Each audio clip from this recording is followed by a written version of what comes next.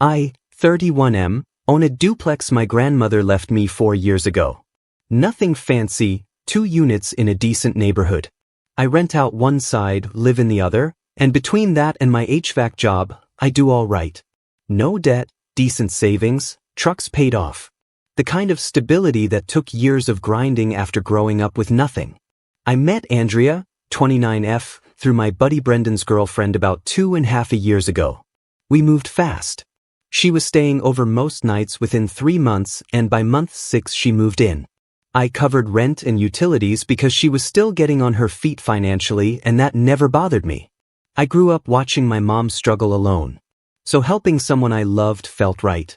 Context about Andrea's family because it matters later. Her mother, Julia, 54F, treated me like an inconvenience from day one. Andrea explained it away. Said Julia's own marriage had been a disaster and she projected that onto every man Andrea dated. But Julia wasn't just cold. She was strategic.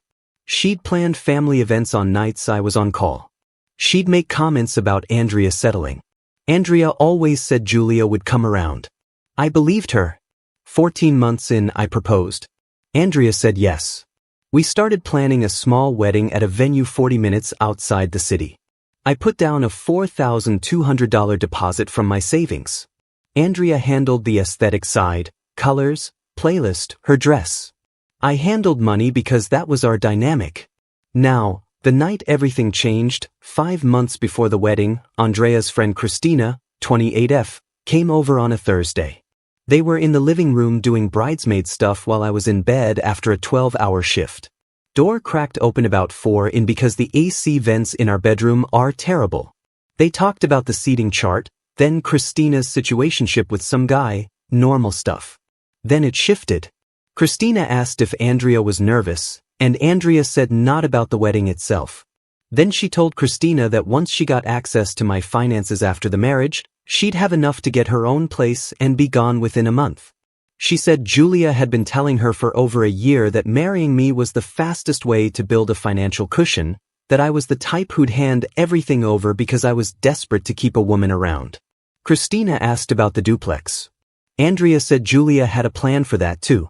Something about getting her name on the property after the wedding and leveraging it in a divorce. Christina wasn't even surprised. She was asking logistics questions like she'd known about this for a while. Andrea mentioned how Julia had coached her on shutting down prenup talk, which I'd brought up once casually, and had killed by saying it showed I didn't trust her. That response wasn't spontaneous. It was rehearsed. I didn't confront her that night. I laid there and made a decision. I was going to let this play out, but I was going to be the one writing the ending. Over the next few weeks, I made quiet moves. I called my grandmother's estate attorney, Ernest, 62M, and told him the situation. He walked me through updating deed documentation and setting up a trust that would keep the duplex completely separate from any marital asset claims. I handled that within 10 days. Andrea had no idea. Meanwhile, I kept acting normal. Cake tastings, DJ playlists, suit fittings. Every interaction with Andrea during this period was me collecting information. She'd mention something Julia suggested about the wedding budget, and I'd file it away. She'd casually ask about adding her name to my bank account, and I'd give a vague answer while noting exactly how she phrased it. But here's what turned this from just protecting myself into something bigger. I found out through Brendan that Andrea had been telling people I was controlling with money, that I monitored her spending, made her ask permission before buying anything. None of that was true. She had full access to a shared card for groceries and household stuff, no questions asked. But she was building a narrative that would make her the victim when she eventually left. That's when I realized this was a coordinated operation between her and Julia running since before the proposal. Julia's hostility was never about being protective. It was about keeping me off balance, making me try harder, spend more, prove myself. Andrea collected the rewards while playing the loving fiancé. I had 5 months until the wedding. Every single one of those days was going to count. I know some of you are going to say I should have walked away right then. Maybe, but you didn't hear the way she talked about my grandmother's house like it was already hers. You didn't hear Julia's name every other sentence, like Julia was the project manager and I was the funding source. Update coming soon. What happened next involves the wedding venue, Brendan finding out something about Christina that connects to all of this. And the moment I realized Julia had a much bigger personal stake in this scheme than just helping her daughter. Okay, so this man is lying in bed, for in a cracked door between him and the complete demolition of everything he thought his life was.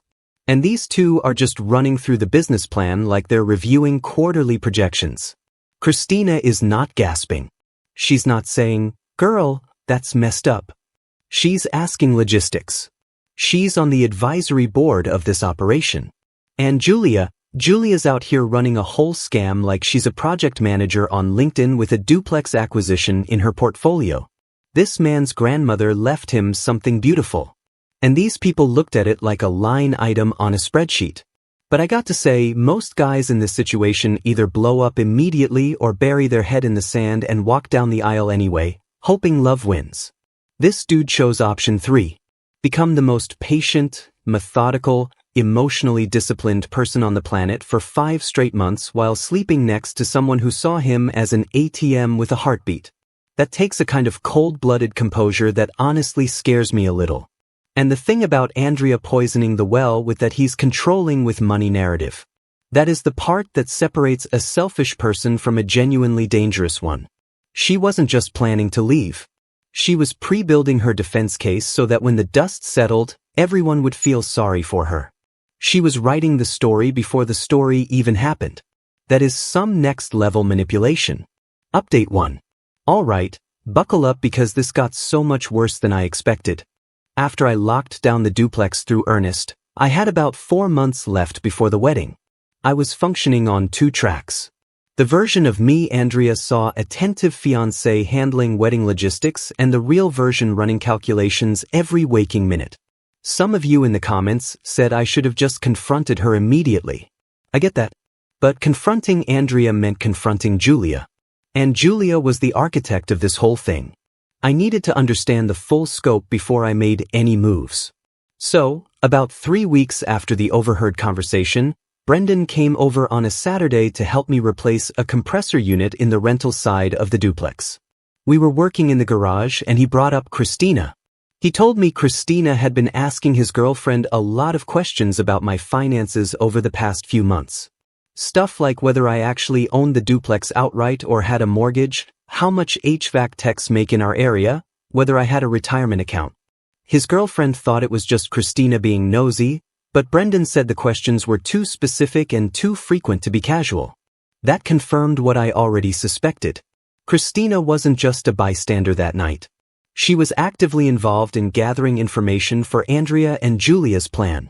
That same week, I made a decision that some of you might judge me for. I started keeping a detailed log on my phone of every financial conversation Andrea initiated, dates, what she asked, what I said. Not because I was building a legal case, but because I needed to see the pattern clearly. And once I started tracking it, the pattern was obvious. Every 10 to 12 days, Andrea would bring up some version of merging finances. She'd frame it differently each time. Sometimes it was about convenience, sometimes about trust. Once she even brought up how her coworker's husband added her to everything the week after their wedding, and how sweet that was. It was never aggressive. It was patient, calculated, and clearly scripted. Now, here's where Julia enters the picture in a way I didn't see coming. About 3 months before the wedding, Andrea told me Julia wanted to host a family dinner at her apartment. This was unusual because Julia had never once invited me to anything voluntarily. I went because I was playing the long game and because I wanted to see what Julia was up to. We got there and it was Andrea, me, Julia, and Julia's boyfriend, Gordon, 58M, who I'd met maybe twice before. Gordon was quiet, seemed decent enough, retired from some municipal job. During dinner, Julia started talking about housing costs, how rent in the area was getting impossible, how she was worried about her lease coming up for renewal. She kept steering the conversation toward how nice it would be to have family close by, how the duplex neighborhood was so much safer than where she lived. Andrea was nodding along the whole time. Then Julia said something directly to me. She said since the other unit in my duplex would eventually need a reliable tenant anyway, Wouldn't it make sense to keep it in the family, especially with the wedding coming up? She wanted to move into my rental unit. Let that sink in. Julia wanted to live in my grandmother's duplex. The woman who'd spent 2 years treating me like I wasn't good enough for her daughter wanted to move into the property she was simultaneously plotting to take from me. And Andrea sat there smiling like this was a completely normal and reasonable request. I told Julia I'd think about it. I didn't say yes, didn't say no. But inside, I was rearranging my entire understanding of this situation. Because this wasn't just about Andrea getting a financial cushion and leaving. Julia wanted a permanent foothold in the property before the divorce play even happened. If she was already living there as a tenant, she could complicate any eviction proceedings, claim residency rights, drag things out in ways that would cost me thousands. This woman had thought 3 moves ahead. After that dinner, I called Ernest again on Monday. I told him about Julia's request and he immediately understood the implications. He advised me to not let anyone new into that rental unit under any circumstances before the wedding and to make sure my current tenant's lease was airtight. I renewed my tenant's lease that same week for another 14 months, which meant even if I wanted to, there was no legal way to move Julia in. When I told Andrea the unit wasn't available because the tenant had just renewed, she got visibly frustrated. She tried to recover and said they'd figure something else out, but I could see the irritation. That was the first time the mask slipped even slightly. Around this time, Brendan told me something else. He and his girlfriend had been at a birthday party the weekend before, and Christina had been there, too. Christina got a few drinks in and started talking to a group about how her friend didn't use Andrea's name, but Brendan knew exactly who she meant, was about to marry a guy who had no idea what was coming. She talked about it like it was entertainment, like my life was a reality show she had backstage access to. That one got to me. I'm not going to pretend it didn't. Knowing Andrea and Julia were scheming was one thing. Hearing that their entire social circle was in on the joke, laughing about the dumb guy with the duplex who didn't know his fiancée was going to clean him out. That made this personal on a level I can't fully explain. I started making my wedding day plan that week. I'll post the next update soon. Things escalated fast after I found out exactly why Julia was so desperate to get into that duplex and what Gordon's actual role in all of this was. Also, Andrea made a move about 2 months before the wedding that forced me to accelerate my timeline significantly. The dinner scene at Julia's apartment is genuinely one of the most audacious things I've ever heard a person attempt with a straight face. This woman spent 2 years acting like this man was beneath her daughter, barely tolerated his existence at family events, scheduled things around his work on purpose, and then sat across the table from him asking to move into his grandmother's property like she was doing him a favor. The audacity of that pivot requires a level of shamelessness that should be studied by psychologists. And the chess move of getting herself in as a tenant before the divorce play that shows you Julia isn't some bitter mother running on emotion. She's running a campaign. She mapped out legal complications, residency rights, eviction timelines. She understood tenant protection law better than most landlords do. This woman missed her calling. She should have been a hostile takeover specialist on Wall Street. But the Christina thing at the party, that's where my blood actually started boiling. Because scheming is one thing, right? Some people are just wired to be predatory. It's awful. But you can at least understand the motivation. But entertaining yourself with it, treating another human being's impending financial destruction like party gossip. Standing there with a drink telling strangers about it like you're recapping a season finale. Christina added nothing to this plan. She gained nothing from it. She was just there for the show. And honestly, people like that are almost worse than the ones doing the scheming because at least Andrea and Julia had a twisted incentive. Christina was cruelty for sport. And this man had to walk around knowing all of this, sleeping next to Andrea every night, smiling at cake tastings, while an entire circle of people were laughing behind his back. 5 months of that. 5 months. Update 2. I need to start this one with Gordon because a lot of you were asking about him after the last update, and you were right too. About 2 months before the wedding, Andrea and I went to Julia's apartment again for dinner. Gordon was there, quiet and polite as always, but this time I was paying attention. Julia's apartment was small, 1 bedroom in a complex that had seen better days. Half the furniture looked new but cheap. Gordon had a duffel bag by the front door like he just arrived or was leaving. After dinner, Andrea went to the bathroom. Gordon stepped outside for a call. Julia started talking completely unprompted about how hard it was living alone. How Gordon helped when he could but had his own place and expenses. Then she mentioned her lease was up in 4 months and the landlord was raising rent by $400. She couldn't afford it. Gordon couldn't take her in because he rented a room from his adult son. Julia wasn't scheming for luxury. She was about to be displaced. The duplex plan was her survival strategy. She needed Andrea to lock me down because Julia literally had nowhere affordable to go. That's why she'd been coaching Andrea on prenup deflection, financial merging, all of it. Julia's entire housing future depended on this marriage. And here's what made me angry on a whole new level. Julia's lease renewal was roughly 1 month after our wedding date. She'd timed everything. The wedding, the financial push, the tenant request, all calibrated around her lease expiration. My entire relationship had been scheduled around this woman's housing crisis. Now, Andrea's move. About 7 weeks before the wedding, Andrea came home and told me a coworker who was a notary mentioned that engaged couples commonly add each other to property deeds before weddings for estate planning. She said it casually, like random workplace advice. She even had the name of the form already looked up. She asked if we could go to the county office that week to add her name to the duplex deed. This was the acceleration. Julia's lease clock was ticking and Andrea was making direct moves on the property months ahead of the original post-wedding timeline. I told Andrea I'd look into it, but Ernest had mentioned the trust structure made adding names complicated. She pushed back hard. She said she didn't understand why everything had to go through an attorney, that it was our home and she should be on the deed of a place she'd lived in for over a year. We went back and forth for almost an hour. She kept reframing it as a trust issue, saying, if I really saw a future with her, this shouldn't be a question.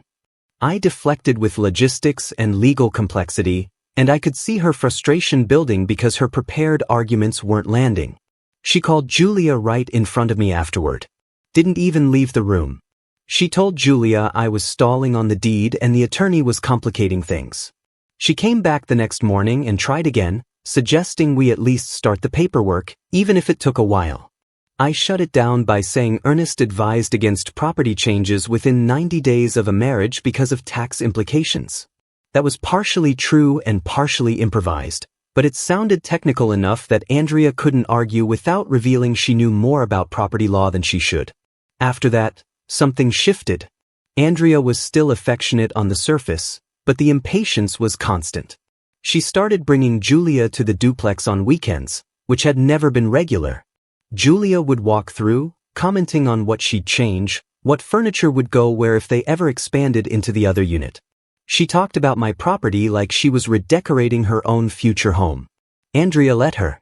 Brendan noticed too.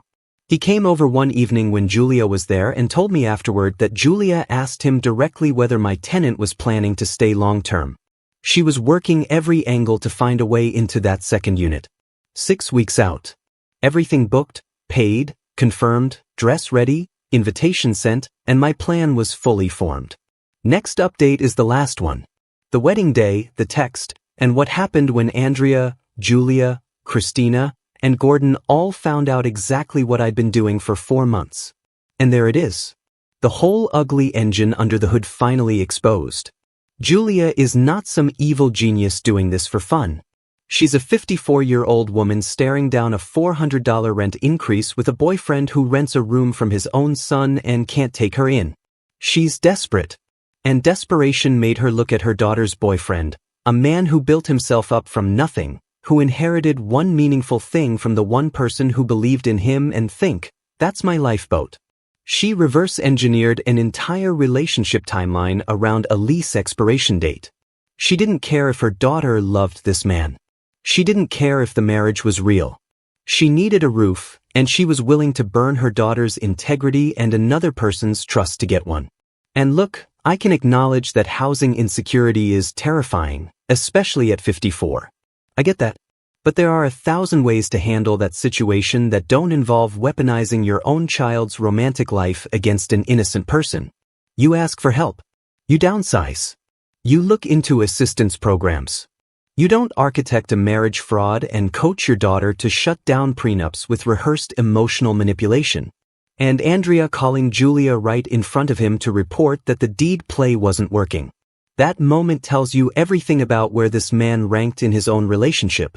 He wasn't the partner. He wasn't even the mark anymore. He was a problem to be managed, an obstacle between Julia and a unit in his grandmother's duplex. Andrea didn't even have enough respect for him to take that call in the other room. He was furniture. And that coming back the next morning to try again. That's not a fiancé having a conversation. That's a salesperson who got told not today and came back with a different pitch. Every single interaction this man had in his own home for months was a negotiation he didn't know he was in. Except he did know and he was taking notes. Final update. Wedding day, Saturday morning. Venue was set up. Caterer was there early. Florist had everything arranged. Andrea had gone to Julia's apartment the night before to get ready with Christina and the other bridesmaids. I stayed at the duplex alone. Brendan came by around 8 a.m. and asked me if I was sure about what I was going to do. I told him I'd been sure for 4 months. Here's what I'd set up. The week before the wedding, I contacted the venue and informed them I was canceling the event. The coordinator told me the deposit was non-refundable, which I already knew. I'd paid $4,200 for that deposit, and I accepted the loss, but I also told the coordinator not to inform anyone else about the cancellation and to let setup proceed as normal on the morning of. She was confused, but agreed since I was the one on the contract.